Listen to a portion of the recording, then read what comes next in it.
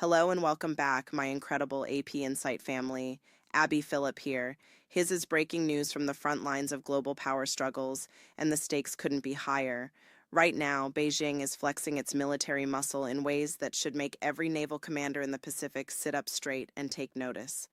Chinese state media has just released fresh footage exposing a brand new version of the DF-17 hypersonic missile, one that's being called a game changer in any potential showdown over contested waters. Let's cut straight to it. This isn't just another upgrade. The footage clearly displays the missile fitted with an advanced hypersonic glide vehicle, a warhead designed to scream through the atmosphere at blistering velocities while pulling off sharp, unpredictable turns. Why does that matter? Because traditional missile defenses rely on predictable ballistic arcs. This thing doesn't play by those rules. It maneuvers wildly at speeds exceeding Mach 5, 5 times the speed of sound, making it a nightmare for interceptors to lock on and destroy. Military observers tracking China's rocket forces are pointing out that this variant looks different from the ones paraded back in 2019 or even more recent displays. Some assessments suggest the new glide vehicle might be streamlined for lower production costs, allowing Beijing to field far more of these weapons without breaking the bank. That means greater saturation potential, more missiles in the air, overwhelming defenses through sheer volume. The DF-17's core capabilities haven't changed in their essence. It's a road-mobile system with a solid fuel booster that launches quickly and quietly from hidden positions. Range estimates hover around 900 kilometers, though some reports push it higher depending on payload. That puts American carrier strike groups operating in the Western Pacific squarely in the crosshairs. Think about it. Floating airfields worth billions, protected by layers of escorts and defenses, yet suddenly vulnerable to something that drops out of the sky too fast and too erratically for Aegis systems or SM-3 interceptors to reliably stop. This weapon has earned its carrier killer label for good reason. In a Taiwan Strait crisis or any flare-up involving disputed islands, such a system could target moving naval targets with precision that's hard to counter. Hardened command bunkers, mobile troop concentrations, warships dodging at flank speed. The glide vehicle's ability to adjust course mid-flight gives it an edge against all of them. Experts warn that weapons like this could tip the balance in high-intensity conflicts, forcing adversaries to rethink how close they can safely operate, and the timing here raises serious questions. Why unveil this now? Is Beijing sending a deliberate signal amid rising tensions across multiple theaters?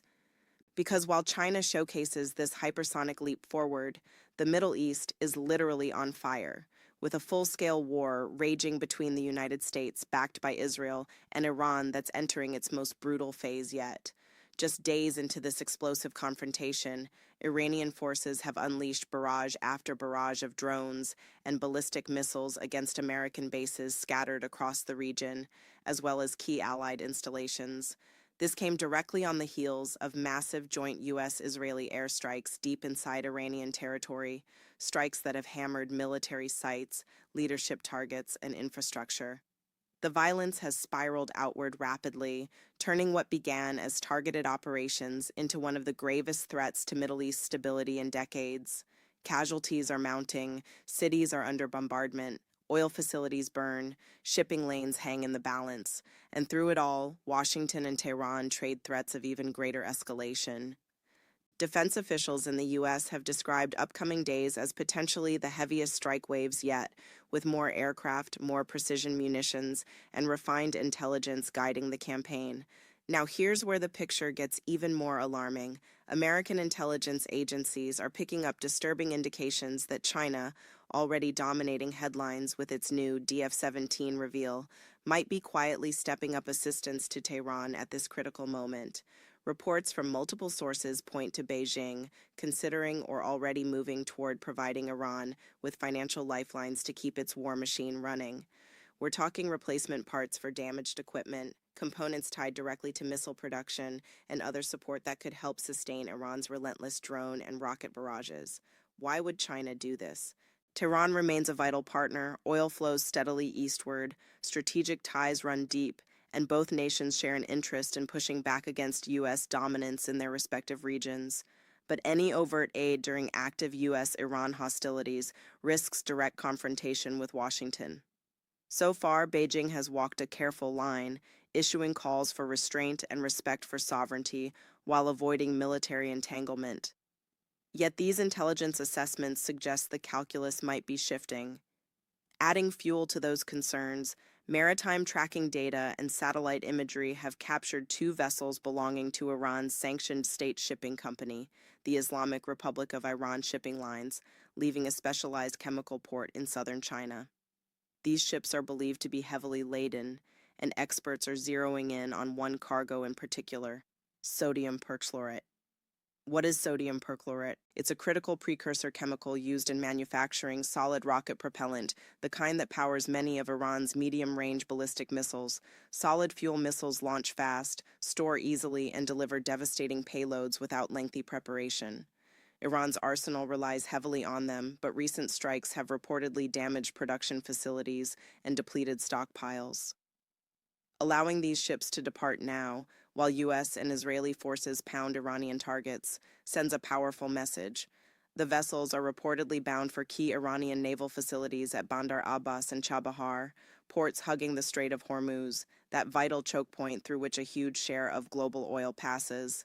If this shipment indeed contains sodium perchlorate in significant quantities, it could enable Tehran to reconstitute missile reserves far more quickly than expected, prolonging the fight and raising the risk of wider regional chaos. Think about the implications. A resupplied Iran means sustained attacks on U.S. positions, potential disruptions to energy markets, and pressure on global economies already jittery from the conflict. Oil prices have whipsawed wildly, shipping insurers are on high alert, and every day the war drags on increases the chance of miscalculation, perhaps drawing in other powers or closing the strait entirely. This isn't speculation pulled from thin air. Independent analyses of ship movements, port records, and expert assessments on chemical precursors align with these developments.